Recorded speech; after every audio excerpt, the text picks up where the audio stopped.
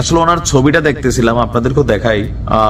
খুবই প্রথিতযশা একজন নেতা সম্ভবত। আমি এরকম ভাবে ওনার ভিডিও দেখি না আগে কখনো, বাট আজকে ওনার যে বক্তব্যটা, সেই বক্তব্যটা দেখার মতন। তো এই জন্য ওনার চেহারাটা ভালো করে চাইছি, আপনারাও দেখেন। নামটা একটু পরে বলছি, যারা নাম জানেন কমেন্টে লিখবেন। বিএনপির চেয়ারপারসন বেগম খালেদা জিয়ার তিনি একজন উপদেষ্টা।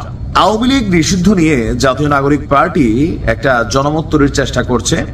তারা বলছে যে সরকারের পক্ষ থেকে একটা সিস্টেম আমরা দেখছি যে মাহফুজ এই ঈদের সময় বিভিন্ন জায়গায় তারা তাদের যে রাজনৈতিক কর্মকাণ্ড চালিয়েছে, সেখানে জনাব মাহফুজ বলছেন যে আওয়ামী লীগকে নিষিদ্ধ করা শুধু সরকারের কাজ না, এতে জনগণের দরকার আছে, রাজনৈতিক দলগুলোর সিদ্ধান্ত। তো কেউ কেউ বলছেন যে রাজনৈতিক দলগুলোর কাঁধে বন্দুক রেখে আওয়ামী লীগকে স্বীকার করতে চাচ্ছে এই জাতীয় নাগরিক পার্টি, অথবা সরকারের মধ্যে যারা জাতীয় নাগরিক পার্টির সাথে কানেক্টেড আছেন।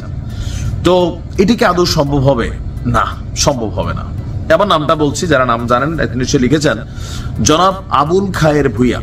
আওয়ামী লীগ নিষিদ্ধ প্রসঙ্গে বিএনপি চেয়ারপারসন খালেদা জিয়ার উপদেষ্টা জনাব আবুল খায়ের ভূঁইয়া বলছেন, কাউকে নিষিদ্ধ, কাউকে প্রসিদ্ধ, এটা কোনোটাই করা আমাদের দায়িত্ব নয়, রাষ্ট্রের যারা দায়িত্বে আছেন তাদের দায়িত্ব। এই ধরনের দায় দায়িত্ব আমরা নেব না। নির্বাচন আমাদের দাবি, এর বাইরে আমরা আমাদের কোনো দাবি উত্থাপিত করিনি। এখন এত বড় একজন জায়গা থেকে যখন কোনো ব্যক্তি কথা বলেন, এটা কি শুধুই তার কথা নাকি বিএনপির দলের কথা? কেউ কেউ বলছেন এটা বিএনপির দলেরও কথা।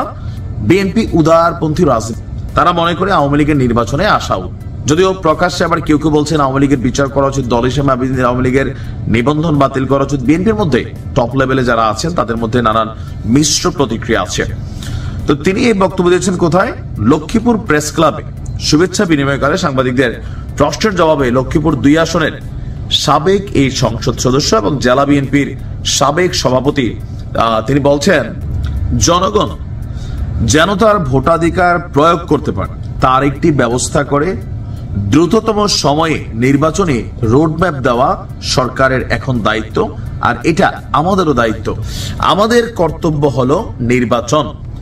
দল হিসেবে কাউকে নিষিদ্ধ প্রসিদ্ধ করা এটা বিএনপির কাজ না।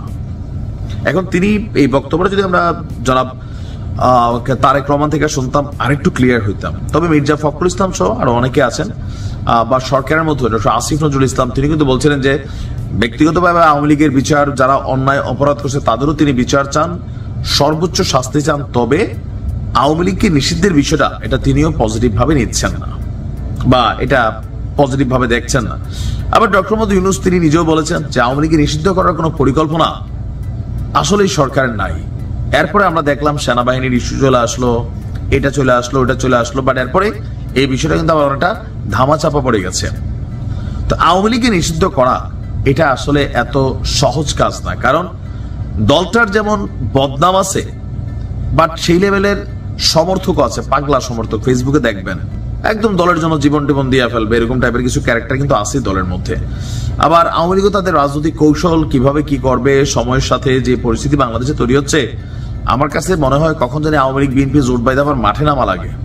এটা কেন জানি মনে হইলো, যদিও কথার কথা বিএনপির জীবনে আওয়ামী লীগের সাথে জোট বাঁধবে না, কিন্তু সামনের দিনের রাজনীতিতে যদি এরকম হয়, ডক্টর মোহাম্মদ ইউনূস তিনি নির্বাচন না দিয়ে ক্ষমতায় থাকার চেষ্টা করেন অথবা তাকে রাখার চেষ্টা করা হয়, তাহলে যে কোনো সময় যে কোনো দৃশ্য এই দেশে জনগণ দেখবে।